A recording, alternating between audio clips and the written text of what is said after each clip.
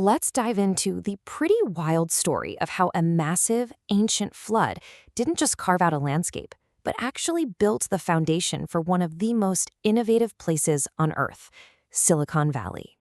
I know, it sounds completely nuts, right? But seriously, what if the world's most expensive real estate, the absolute heart of the tech industry, is sitting on top of a flooded ancient canyon? See, this story goes way deeper than just code and startups. It's about geology, deep time, and a whole lot of water. And here's the key to the whole thing. The San Francisco Bay, it isn't just a bay. It's what geologists call a drowned river valley. And this one single event, this ancient flood, is the secret key to understanding why this entire region developed in such an extreme and frankly innovative way.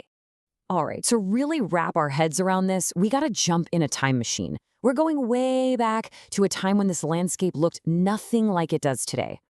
And what's crazy is how fast this all happened. First, just picture it, a huge, lush valley. Two rivers are carving a deep canyon right through the spot where the Golden Gate Bridge now stands. Then the ice sheets start to melt, fast.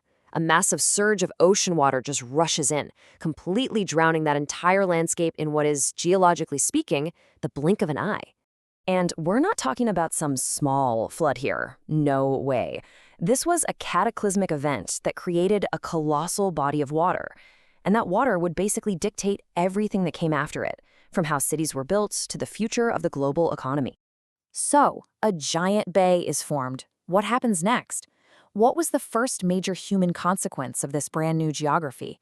Well, it created a kind of urban pressure cooker unlike anything else. 7 by 7.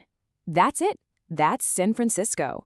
A tiny 7 by 7 miles square of land totally penned in on three sides by the very water that flooded that ancient valley. Now, this isn't just a fun fact, it's the single biggest constraint that would define the city's entire future. You know, unlike most American cities that could just spread out for miles and miles, San Francisco slammed right into a water wall. There was literally nowhere to go outward. So it had only one choice: grow upward. This geographic trap is the real reason for its famous density and, yeah, its sky-high real estate prices. And this is where you really see the difference, right? While cities like Phoenix or Houston just grew out and out, San Francisco was forced to grow inward and upward. That pressure cooker environment created a totally different kind of city, one where innovation was born from some pretty extreme limitations.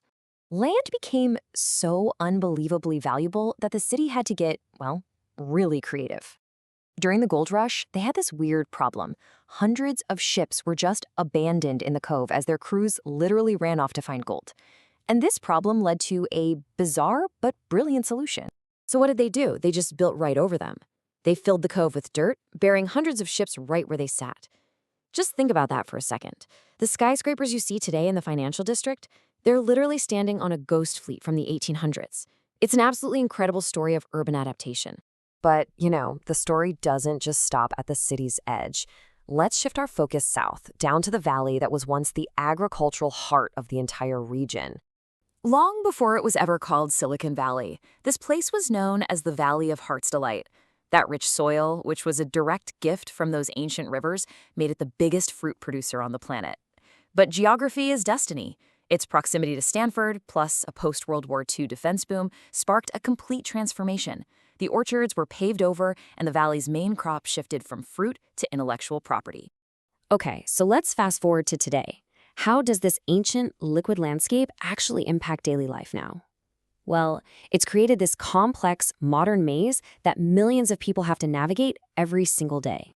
So, what do you do when the land is all broken up by water? You turn the water itself into a highway. The region developed what they call a blue highway, one of the most advanced ferry systems in the world, letting people commute directly across the bay itself, skipping all that bridge traffic. And then there's another layer of complexity. The region is surrounded by this huge green belt of protected land. Now, it's beautiful, for sure, but it creates something called a sprawl gap. Since you can't build on the hills, the housing supply gets squeezed even tighter. And that leads to this wild phenomenon of the supercommuter, people traveling for hours every day just to find a home they can afford. So you've got all these separate chunks of land, all these challenges. How on earth does this place function as one single economic powerhouse? Well, the answer really comes down to just one number: 8. That's it. Just 8 critical bridges are holding this entire liquid landscape together. The best way to think of them is as geographic stitches. They're not just infrastructure, they are the vital organs of the regional economy. They're what connect all the pieces of the puzzle. And if just one of them fails, the ripple effect can be felt in the global tech economy almost instantly. It's a fragile system. So when you really zoom out, it's pretty incredible, right?